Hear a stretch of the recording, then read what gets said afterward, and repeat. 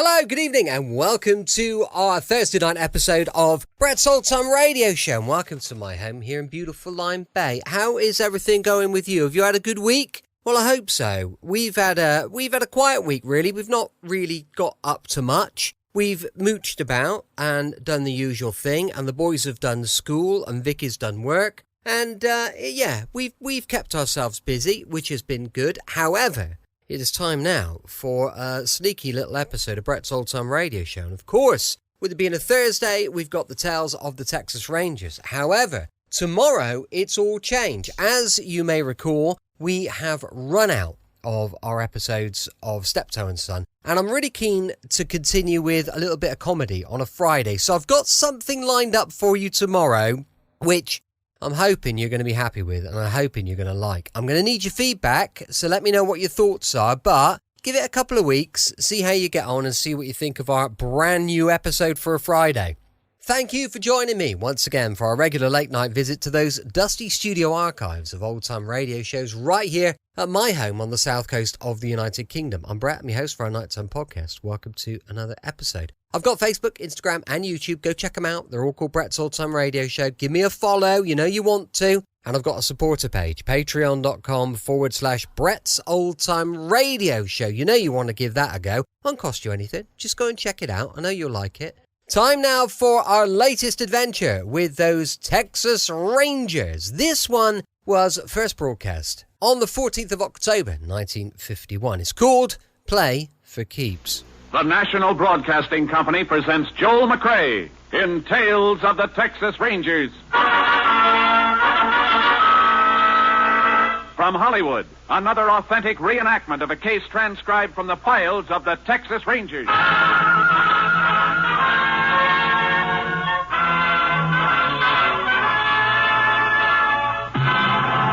of the Texas Rangers, starring Joel McRae as Ranger Jace Pearson. Texas, more than 260,000 square miles, and 50 men who make up the most famous and oldest law enforcement body in North America.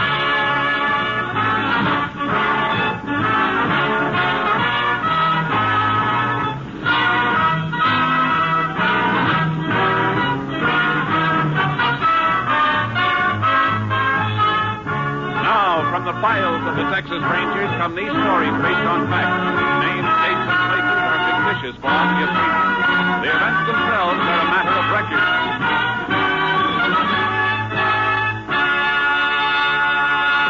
Case for tonight, Play for Keeps.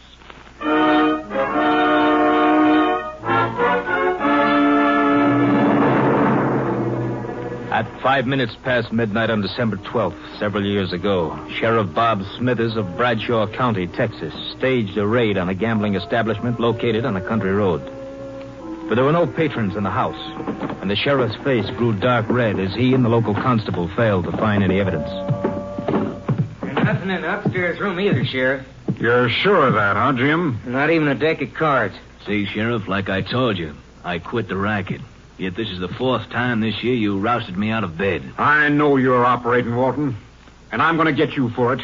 You're not going to milk the citizens of this county, not while I'm sheriff. Look, Sheriff, this happens to be my house. Warrant or no warrant, you finished your business here. How about getting out? I guess we might as well go, Sheriff. No, Jim. We're going to stay a minute. I want to talk to Walton. And you. About what? I was sure of this raid tonight, Jim. Dead sure. Just like I've been sure the last 3 times, because only you and me ever knew about them. I didn't tell nobody but you, Jim. You, the constable. Sounds like he's accusing you of tipping me off, Dunn. I know he tipped you, Walton. You better watch what you're saying, Bob. All that talk about law and order and wanting to uphold him. Let me see your wallet, Jim. Take it out and let me see it. Now, wait a minute, Sheriff. You shut up. Come on, Jim. I want to see if you're carrying the kind of money an honest man gets for being a peace officer. What I carry on me is my own business. Why, you cheap 2-bit snake. Nothing cheap about a few hundred once in a while. Be smart, Sheriff. Get a few for yourself. Why don't you listen to him, Sheriff? He's talking sense. Come on, both of you. I'm taking you in. You can't make anything stick. Maybe not. But I'm going to make this county too hot for both of you. I'm going to run you out of it. Keep your hands off me, Sheriff. You're under arrest. Grab him, Walton. I got it. Now, just hold it, fool, while I get his gun. I got it. There. Now. Then you killed him. No, you killed him. You grabbed his gun and killed him. He was after you, Walton. I got a gun of my own, and I'm the constable. You set me up for a frame? Not necessarily, Walton. It's up to you. His body could be moved out of here. What's your play? What do you want? No more chicken mash. 50% of your take. And you can go right on operating. With him dead, you crazy fool? You're forgetting something, Walton. I'm top dog now. And investigating this murder will be my job until a new sheriff is appointed. But I don't think I'm going to be able to solve it.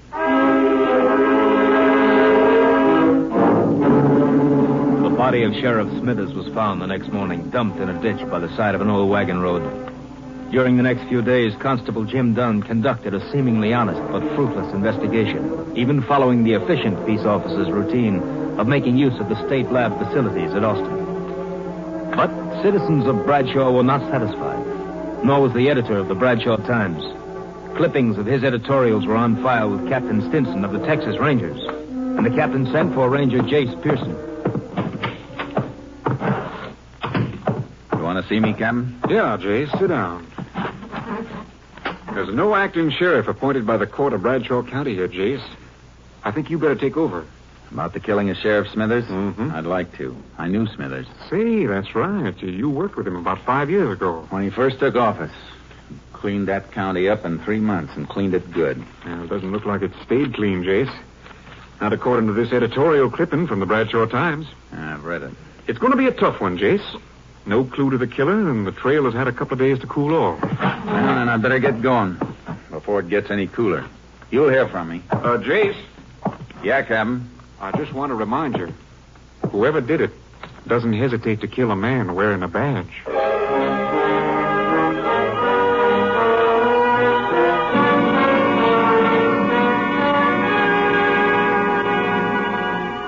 I reached Bradshaw in the early morning. The town was waking up, and the Bradshaw Times was turning out its bi-weekly edition. I went in to see the editor, Frank Carlin. So you read my editorials, huh? Well, I'm glad to know somebody's reading. Yeah, you got readers, all right. People been clipping them out and mailing them into our headquarters. Yeah, I guess there's always a handful of people to hold out. Wonder what the world would do without them. Everybody was so burned the day of the killing. Then in 48 hours, they want to forget it. Yeah, it's always that way. How about the constable, Jim Dunn? Oh, he's all right, I guess. But he's only been constable for a year. He just doesn't have the experience. It'll take the court a couple more days to decide on a new sheriff. I better knock out a story on you Rangers coming in. Might wake the people up again. I'd rather you didn't, Mr. Carlin. I'll be around, and they'll know soon enough. See what you mean. Want me to lay off the editorials for a while? If you don't mind. You know, the sheriff and I are on different sides of the fence politically, but he was an honest man, and I liked him. I got a headline back there, all set and gathering dust. It says, Sheriff's Killer Caught. Ranger, give me a chance to use it.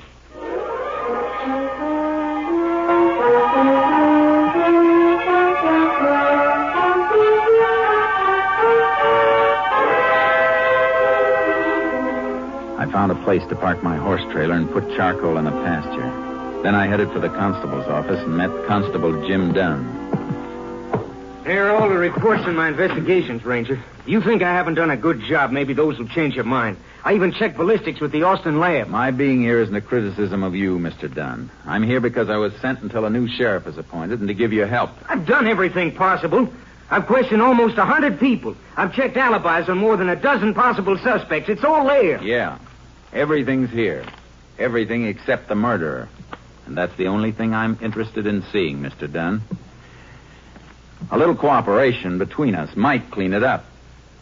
I'm sorry I blew, Ranger. It's been getting under my skin. This murder could have been committed by anybody. Some bum from a hobo jungle, some drunk, anybody. We can't arrest anybody. We've got to arrest somebody. Somebody definite. Now, exactly where was the body found? Old wagon road bypasses town about 2 miles north. Is it fit for a car? Yeah, but you got to go roundabout to get to it, almost 11 miles. You won't find nothing there, though. I'd like to take a look anyhow. Can't we cut cross country on horses? Yeah, shorter if you want it. I want to. My horse is in a pasture. I'll meet you at the edge of town in 5 minutes.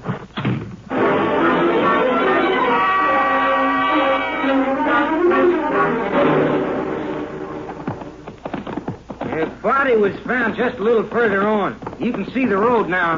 Not much of a road left. No use for it anymore. Sheriff must have had some reason for using it if he came way out here. Here we are.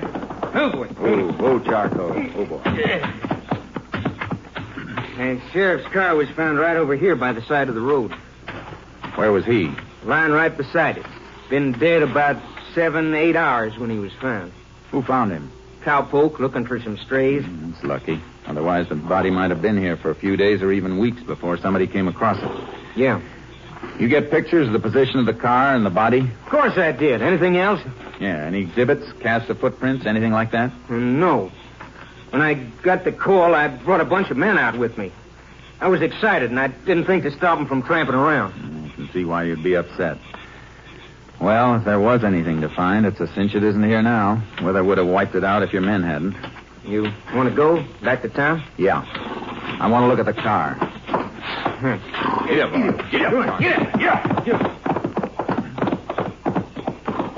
How about the exhibits from the sheriff's body? I sent the bullets and the gun in. Your lab checked it. Verified it was the sheriff's own gun. I'm talking about the clothes he was wearing. You've got those, haven't you?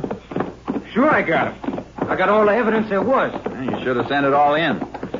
I want to look at that stuff, too. Well, let's step it up. Come on, Charlie. Get up!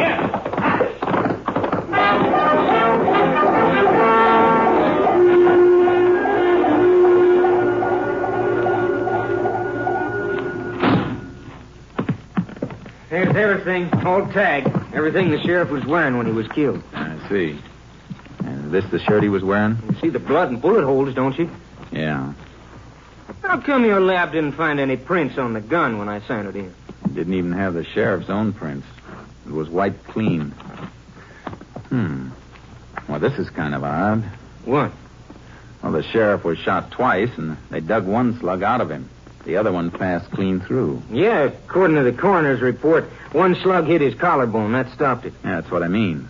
The course of the bullets. Both shots fired into the left side, just above the kidney. But the one that came through came out the right side of his shirt collar here, right through his neck. What about it? It's a funny course for a bullet to take, unless the man who fired the gun was lying down and fired up at the sheriff. Yeah, that's what I figured, too. They must have had a fight for the gun. He got it, but the sheriff knocked him down and... No, that isn't the way it happened. How do you know?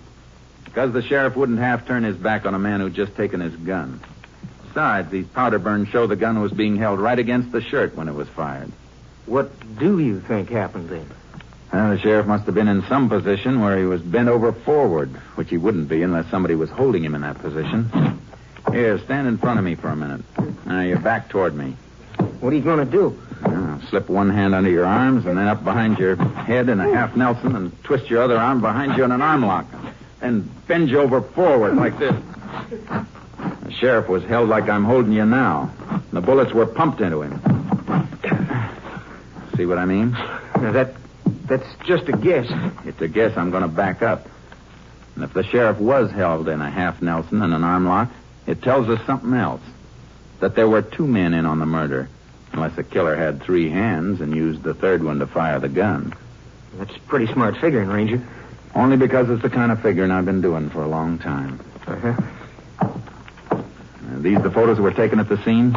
Yeah, the sheriff's body in the car. The body moved any before these were taken? Nope. Car was right there, with the sheriff flat on his face beside it. And less than 2 feet away from it. His right side toward the car. Yeah. The bullet that passed through the sheriff came out on his right side. That means it should have hit the car. But there's no mark. I don't see that helps us any. It helps plenty, Dunn. It tells us the sheriff wasn't killed out there. He was killed someplace else and brought out there.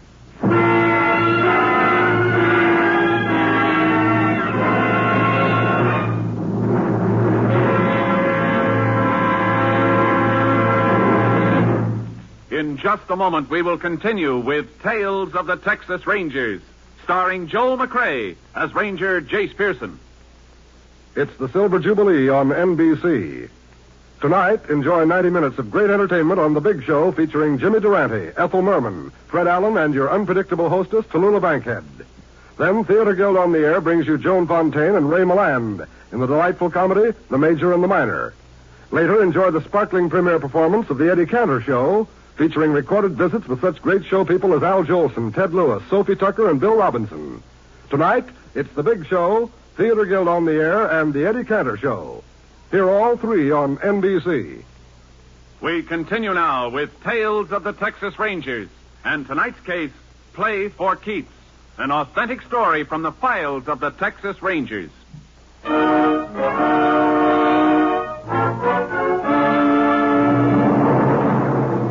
I knew that Sheriff Smithers had been killed by two men, and that his body had been moved after the killing, but it wasn't nearly enough. It was evening before I figured out my next move, a move I didn't like to make.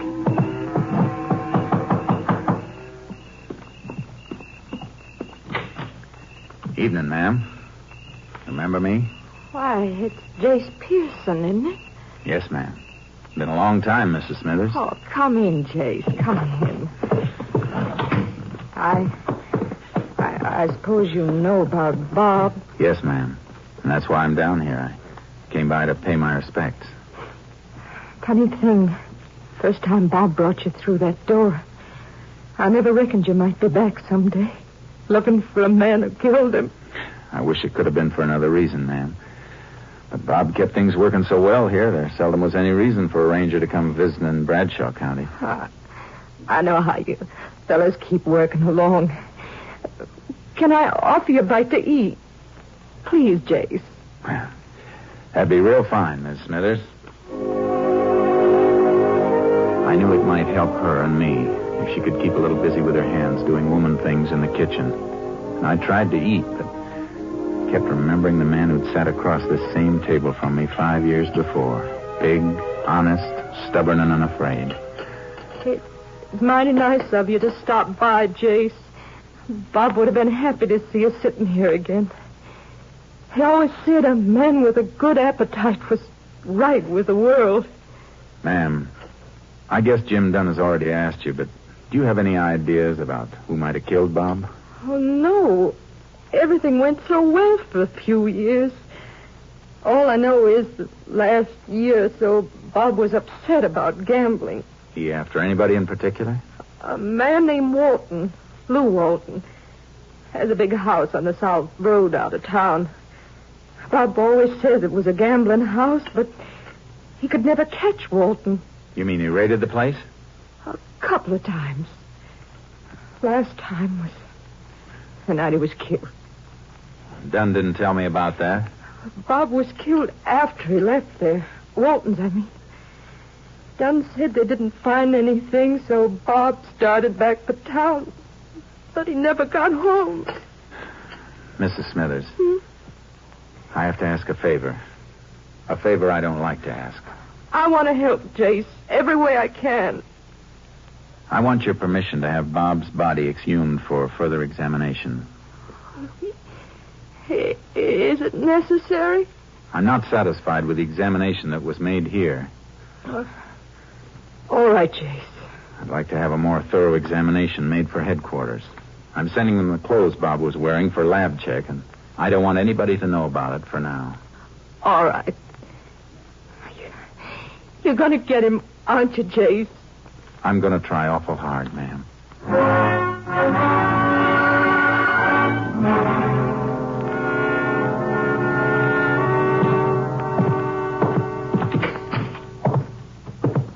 Well, howdy, Ranger. I've been waiting for you. Thought maybe you might have turned in for the night. I'm going to in a few minutes. I just came back to pick up the clothing exhibits.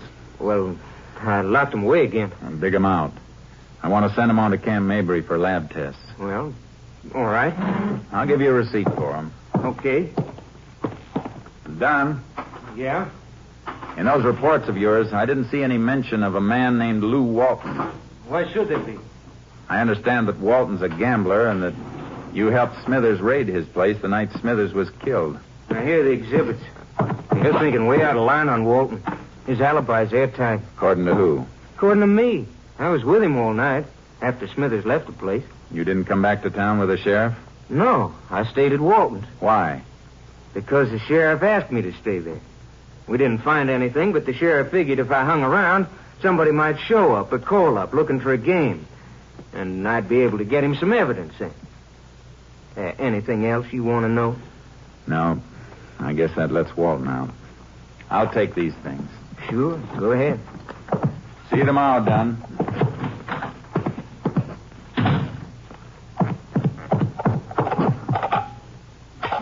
Number, please. Oak Hill, 243. Moment, please.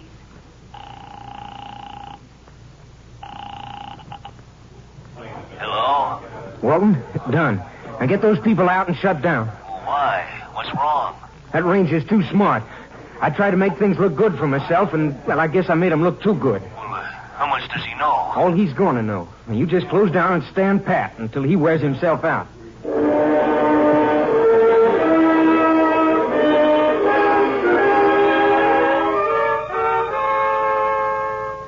The sheriff's body was dug up and the examiner's report sent on to Austin. Headquarters also had the exhibits I'd gotten from Dunn. By late afternoon of the next day, Captain Stinson telephoned me long distance. Got a complete report from the lab, Jace. Go ahead, Captain. You were right about the position of the body when the shots were fired. Autopsy report shows the organs were pierced in a manner that'd be possible only if the sheriff were bent over forward. Good. Anything else? Yeah. That shirt you sent up. Lab thinks Smithers was killed indoors. Why? Some lint stuck to the blood and held when it dried. Analysis indicates it comes from a fabric used in expensive carpeting. Violet color. Thanks, Captain. That may be enough to wind this up.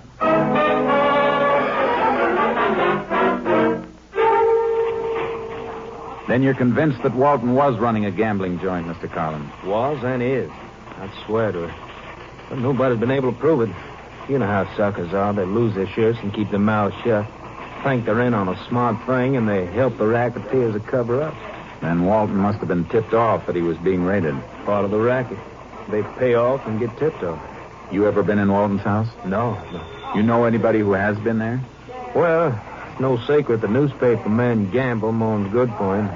My linotype man plays horses, I know. Pete. I'll be there in a minute. Howdy, Ranger. Howdy. Pete, you ever been in Lou Walton's place? Oh, come on, now don't stall. Tell her, Ranger. It's important. Well, yeah, I've been there once or twice. I only want to know one thing. You notice any carpeting in the house? Carpeting? Oh, sure. The house is like a palace. Wall-to-wall carpet all over the place. What color? Well, it's a kind of a purple, I'd say. How about saying violet? Yeah, I guess that's what it's called. You got something, Ranger? Yeah. I'm going to wake up the nearest judge and get a search warrant for Walton. You better brush the dust off that headline you told me about. I think you're going to get a chance to use it.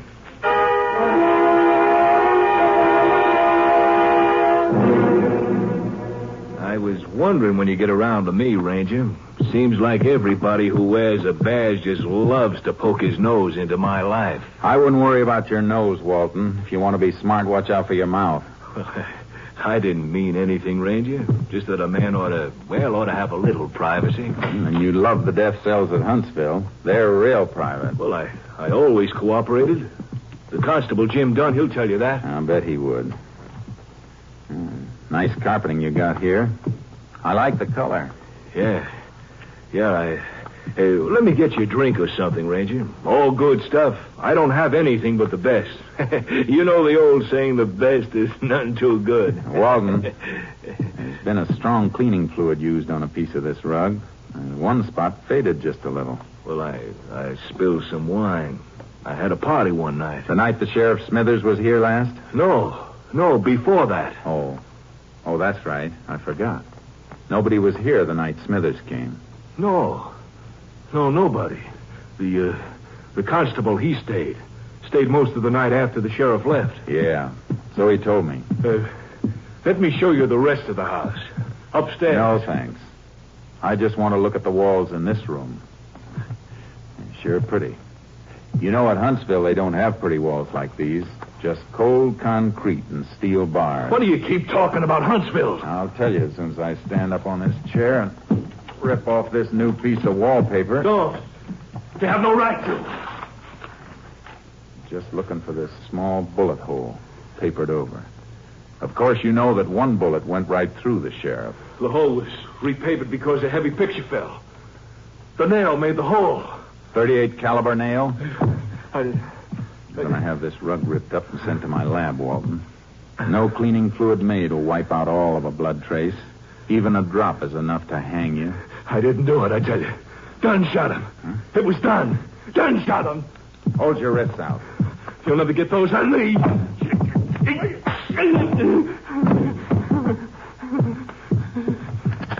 You bet wrong this time, gambler. Now get up. I'm taking you in.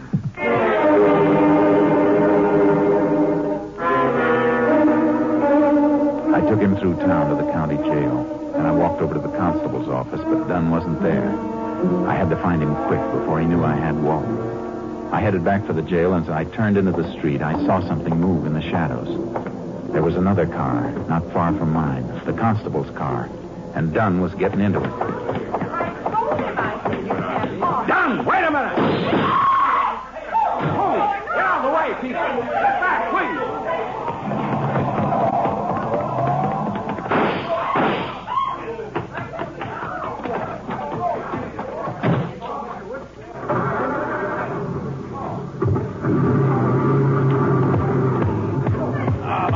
Punctured my tires. Unit 10 to KTXA. Unit 10 to KTXA. KTXA to Unit 10. Go ahead, Unit 10. Unit 10 convinced Constable Jim Dunn is subject sought in killing of Sheriff Smithers, Bradshaw County. Attempting getaway headed north on State Highway 19 from Bradshaw. Alert Highway Patrol and all units for complete roadblock of area. Order no further radio communication. Subject in Constable's marked car equipped with shortwave receiver. Will do, Unit 10. Unit 10's car out of commission. Will attempt to commandeer another car for pursuit. Unit 10, 10-4. KDXA, Austin.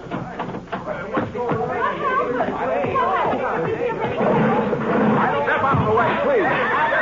Please. Step back. Come on, Charcoal.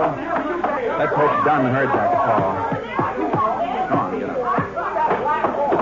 Get up! Get up, Charcoal! Come on! Get up!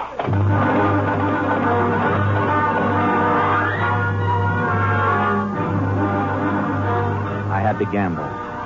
The last part of my call had been a plant I wanted Dunn to hear. He'd know he couldn't get more than 15 or 20 miles before he was blocked unless he took some back road, and I'd seen him take a north turn out of town toward the wagon road he dumped the sheriff's body on. It was 11 miles for him by car, 2 miles cross-country for me. I raked charcoal all the way, reached the road, and rope-dragged a couple of dead logs across it. We finished just in time. I heard the whine of a car coming over the rise in the rough road as the first glimmer of the headlights stabbed the darkness. I tied charcoal back in the trees and dropped in the brush to wait. This is the end of the road, Don. Don't try backing up. Now you haven't got any tires. I'm giving you a chance to surrender, Don. You get your chances, Ranger. You missed, Don. Now I'm coming around the car to get you. You want to shoot it out? Let's go. No. Wait a minute. Go, Ranger. You don't shoot. Don't shoot. I'll drop my gun. See? I ain't armed. Come here. I ain't armed. Neither was Smithers when you lifted his gun and killed him with it. Good thing for Texas all constables aren't like you. Come on. Walton's waiting for you at the jail. Looks like you'll be partners again at Huntsville.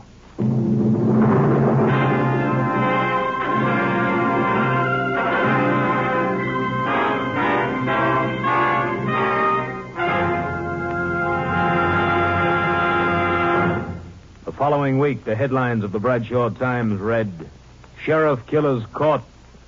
Though Jim Dunn protested his innocence, Lou Walton's confession and evidence submitted by the Rangers convinced the court of Dunn's guilt. Both were sentenced to life imprisonment at Huntsville. Next week, Joel McRae in another authentic reenactment of a case from the files of the Texas Rangers. Joel McRae is currently seen starring in the Universal International Technicolor production, Cattle Drive. The cast included Tony Barrett, Tom Holland, Byron Kane, Peter Leeds, and Gene Bates. Technical advisor was Captain M.T. Lone Wolf Gonzalez of the Texas Rangers. This story was transcribed and adapted by Joel Murcott, and the program was produced and directed by Stacy Keach. Hal Gibney speaking. Next, it's The Big Show. All this and Tallulah Bankhead, too, on NBC.